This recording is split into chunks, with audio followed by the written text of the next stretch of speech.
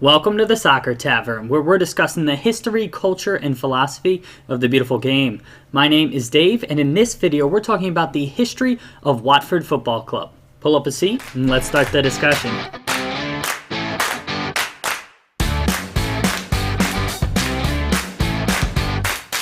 Watford FC is located in the southwestern central part of the town of Watford.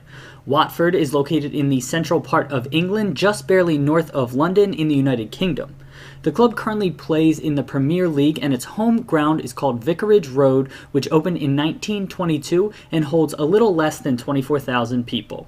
Watford FC was founded in 1881 when a group of teenagers led by Henry Grover formed Watford Rovers. In 1890, Rovers became a part of West Herts Club. By 1898, West Herts and another local club named Watford St. Mary's were both struggling financially, so they decided to merge and form Watford Football Club. The club has a few nicknames, including the Hornets, the Horns or Orns, and the Golden Boys.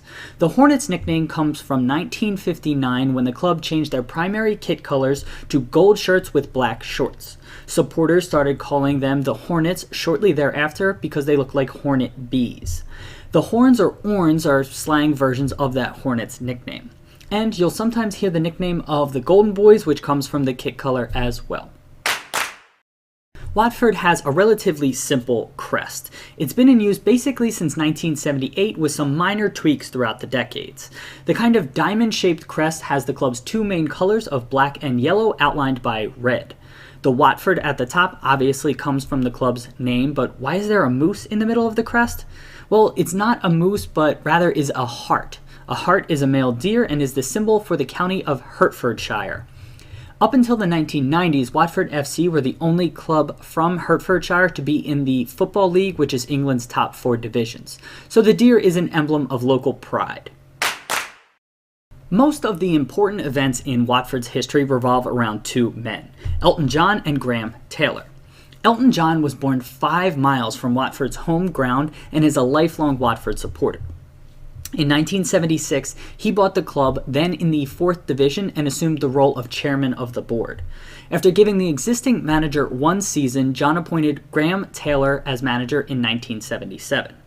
Taylor immediately led the club to 2 consecutive promotions before gaining promotion to the top flight after the 1981-82 season. Promotion was secured on May 4th, 1982 with a 2-0 home victory over Wrexham. It was the first time the club had reached the 1st division in their history. Following the club's miraculous rise of 3 promotions in 5 seasons, the club went on to finish the 1982-83 1st division season in 2nd place. It was an incredible time for the club as Elton John's star power and steady leadership was able to attract talented players, while Graham Taylor proved to be an exceptional manager for the club. Taylor left Watford in the late 80s and Elton John moved on in the early 90s, but both men returned to the club by the late 1990s. In the 1998-1999 season, the club incredibly won 7 of their last 8 matches to qualify for the championship playoffs, then the 2nd division. Watford dramatically beat Birmingham City over 2 legs via an epic penalty shootout to face Bolton in the final. On May 31st, 1999, Watford won 2-0 at Wembley to qualify for the Premier League for the first time since it was created in 1992. Both Elton John and Graham Taylor have stands in Vicarage Road named after them. And one last important event I'd like to mention here happened in 2002. The club was in a terrible financial position and needed to raise at least £9.5 million to avoid going into administration or bankruptcy. In September, the players agreed to a 12% pay deferral and reached the FA Cup semi-finals that season. Both those events helped stabilize the club financially and save them from slipping into administration or worse.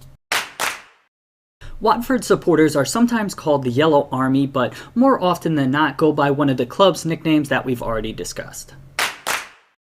I'd like to highlight 5 players in this section. First up is Luther Blissett, who is an absolute club legend. He has the club's all-time appearance and goal-scoring records, which he achieved during 3 separate stints with the club.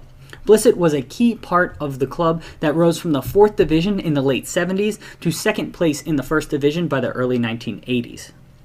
John Barnes was one of the most talented players to ever play for Watford. He was signed as a 17-year-old and made his debut shortly after. He scored 10 goals in that 1982-83 season where Watford finished second in the top flight. He scored many goals during his 6 seasons with the club before being transferred to Liverpool in 1987. Barnes would go on to win many trophies, including twice being named PWA Player of the Year. David James was a youth academy product for Watford, making his debut at 20 years old. He left the club after only 2 seasons, but went on to have a very long and successful career. He won a league and FA Cup, as well as 53 caps for the full English national team. Ashley Young also came through Watford's academy and spent his first 3 professional seasons with Watford before moving on to Aston Villa. He subsequently moved to Manchester United, where he's won a Premier League and is still a regular contributor to that talented squad. And finally, I have to mention Jay Demerit. He was an American center back who famously went to England to chase his dream of playing professional soccer.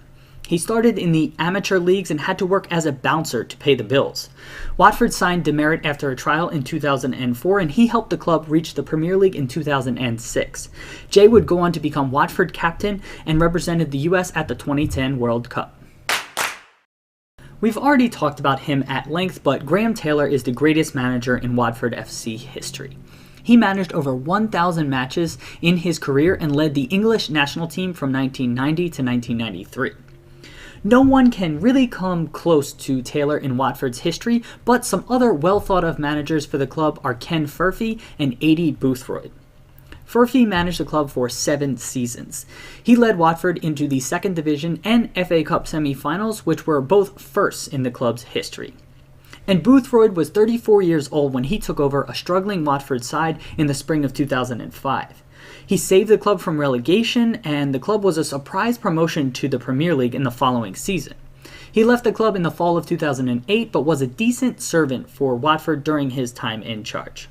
And finally, I want to point out Brendan Rodgers, who is famous for his time at Liverpool and now Celtic, began his first-team managerial career with Watford in 2008. It was a short stint, but he's somewhat noteworthy these days and someone who I wanted to mention here. Watford's main rival is Luton Town FC, who currently play in the lower divisions of the English Football League. The two clubs are 19 miles apart and each proudly represent their respective counties of Hertfordshire and Bedfordshire. The two clubs first met in 1885, but the rivalry really kicked off with a match in late April 1969. 3 players were sent off in that match. Keep in mind, extremely physical play was tolerated at that time, so these people had to be doing some pretty violent things to get sent off. After the match, the supporters also fought in a nearby town. With hooliganism spreading throughout the English game, there were many violent clashes between the two sets of fans over the decades since that 1969 match, with the worst incident occurring in 2002, where fighting took place all over the town of Watford. The rivalry has definitely lost a bit of intensity in recent years, with Luton being many divisions below Watford, but Luton still remains Watford's chief rival. The stats and records we're about to discuss are as of March 2018, which is when we are recording this video. The Hornets have spent 11 seasons in the top flight in their history. The club has no major trophies, but it does have a championship trophy from each of the 2nd, 3rd, and 4th divisions. The club's record first-team appearance holder is Luther Blissett with 503 appearances. The club's record goal scorer is also Luther Blissett with 186 goals. Watford's record transfer purchase was Andre Gray from Burnley FC on August 9th, 2017 for about £18.5 million, and the club's record transfer sale was ODION IGHALO to Changchun Yatai in the Chinese Super League on January 31st, 2017 for about £20 million.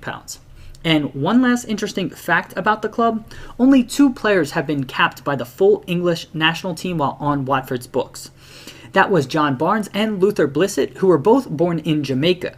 Meanwhile, Watford have had 5 players represent the full Jamaican national team. They were Lloyd Doyley, Mika Hyde, Marlon King, Adrian Mariappa, and Nyron Nosworthy.